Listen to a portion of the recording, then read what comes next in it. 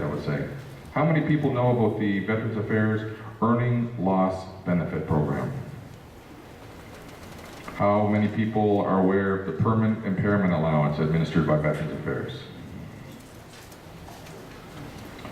How about the Veterans Independence Program? Okay. How about Right Management, which is the job placement company that Veterans Affairs administers, that all people, irrespective of whether you have an illness or injury, when you transition and release out of the Canadian Forces, have the right to talk to Right Management and job placement. Okay. And the last, my favorite, how many people here know of an organization called the Bureau of Pension Advocates? Now I'm just going to go sideways here for a second.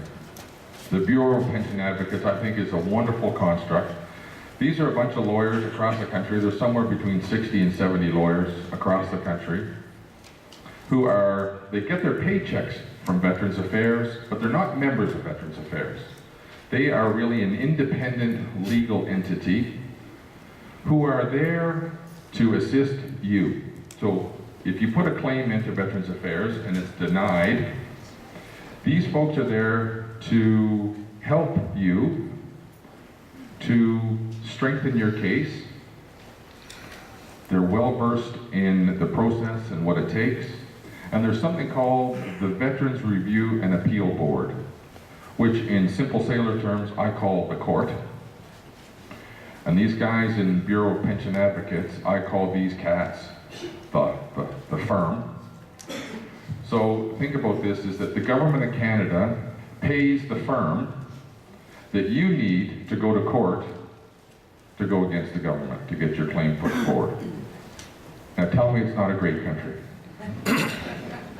Right? And those folks are here today as well, and if you have questions later on, they're well and able to talk to you folks. Interestingly enough, somewhere around, and Keith, you can correct me if I'm wrong, but somewhere around 70% of claims get approved on an initial submission. Am I close to that?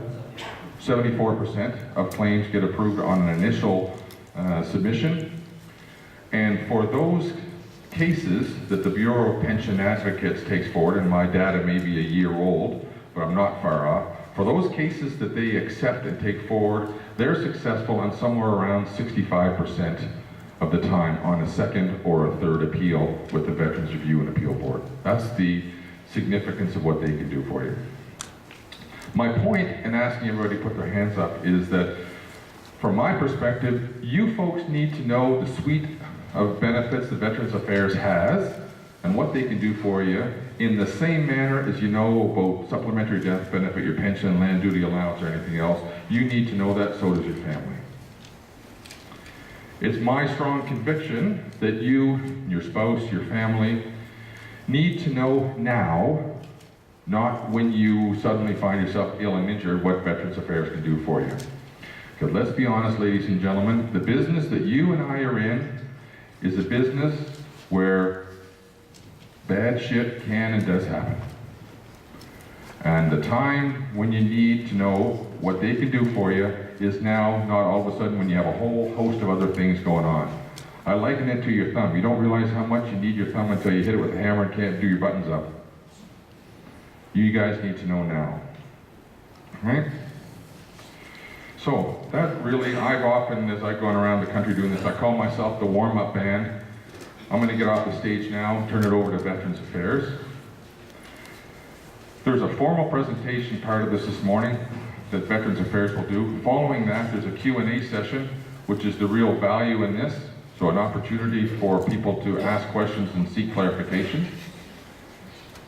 I will say, if you have detailed, specific questions about your own particular case, Veterans Affairs is willing and able to have, or the Joint Personnel Support Unit with Colonel Blay, willing and able to have private sidebar conversations with you here today, not necessarily in public. That's the first thing.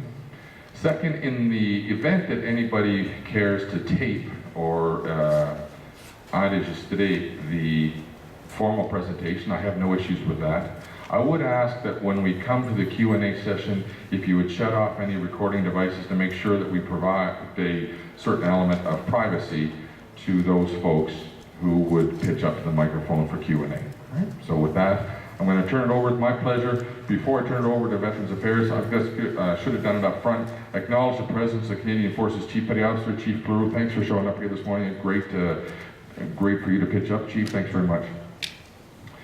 So with that, ladies and gentlemen, I'm going to turn it over to Mr. Keith Hillier, who is the Senior Assistant Deputy Minister of Veterans Affairs. He is my counterpart with Veterans Affairs. He's going to say a couple words and then we'll get the main show on the road.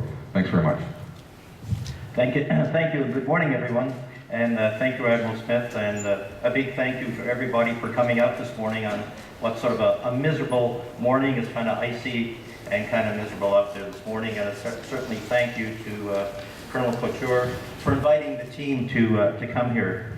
Now, my staff will go through some of the technicalities of the new Veterans Charter with you, but I just want to set the stage a little bit and give you a sense of some things that are happening at Veterans Affairs.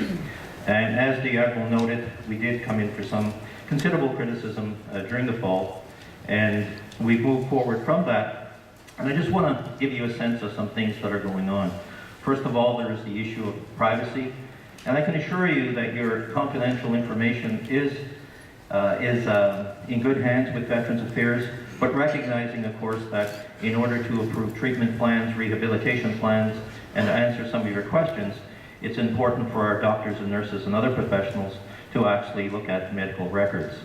But everybody has been given training in the need to know, and I can assure you that your information is safe with us.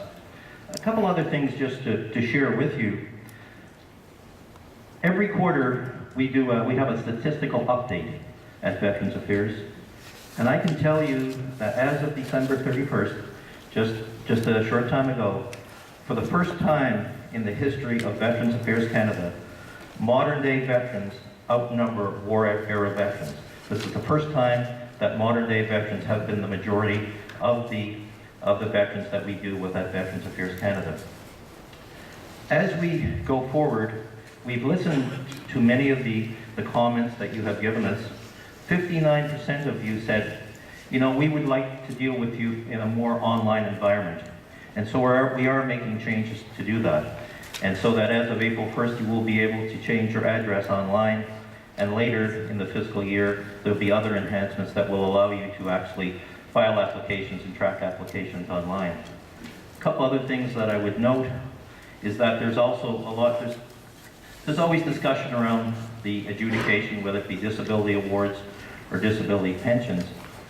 And as the Admiral has noted, 74% actually get a yes the first time. But in addition to that, we've actually reduced the wait time. The wait time has been reduced from 24 weeks to, as of the end of this month, it will be 16 weeks. And for those situations where people are seriously injured, in fact, the wait time is often less than 8 weeks, sometimes just a matter of 2 or 3 weeks. So we are listening, and that's one of the reasons we're here today. We are here today to provide information to you, but we are also here to listen. And that's why I'm here personally, that I want to hear your concerns, your issues that you have, so that we can have a better understanding of what are the things that we need to do to meet your needs. We've been at a number of bases and wings. We will continue to do that.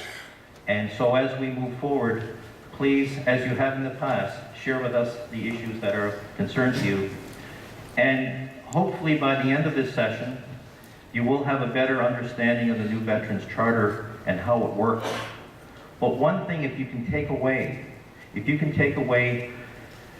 the knowledge that if you need information, if you need assistance, Veterans Affairs staff are there to help you. Either before you need our services in terms of just getting information, you may be thinking about leaving the Canadian Forces, you may have had an injury, please contact any of our offices, our districts, our call centers, the integrated personnel support centers that we share with the Canadian Forces. Please call us. We want to share the information with you. And in the event that you become injured or ill, we want to work with you to make sure that you're aware of what we can do to help you. So without further ado, I'll turn it over to my colleague, Ms. Morrow, who in addition to being an employee of Veterans Affairs, she is actually a veteran herself. And she will walk you through a number of the scenarios, and then after that we will have a panel to answer your questions and to clarify any issues that you may have. So, Captain.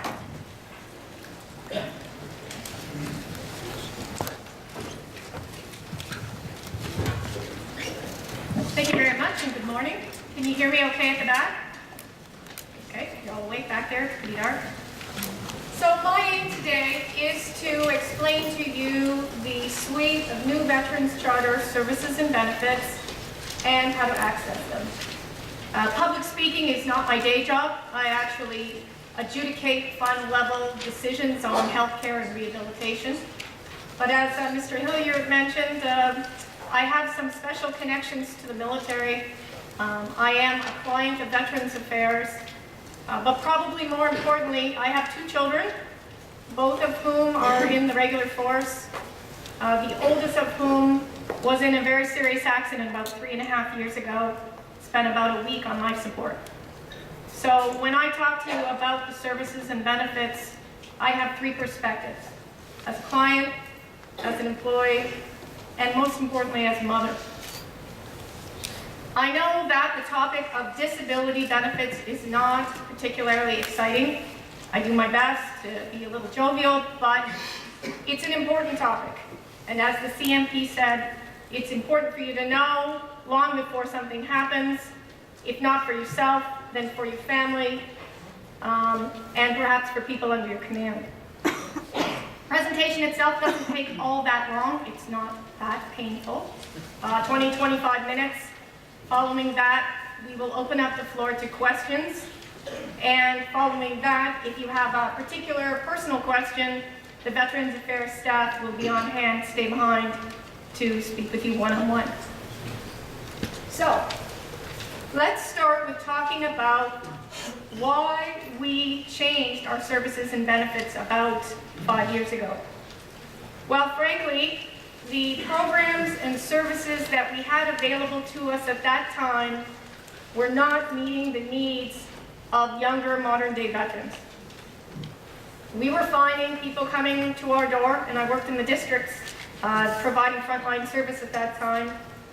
People were having trouble reestablishing themselves, finding a new career, feeling at ease with the transition from military to civilian life.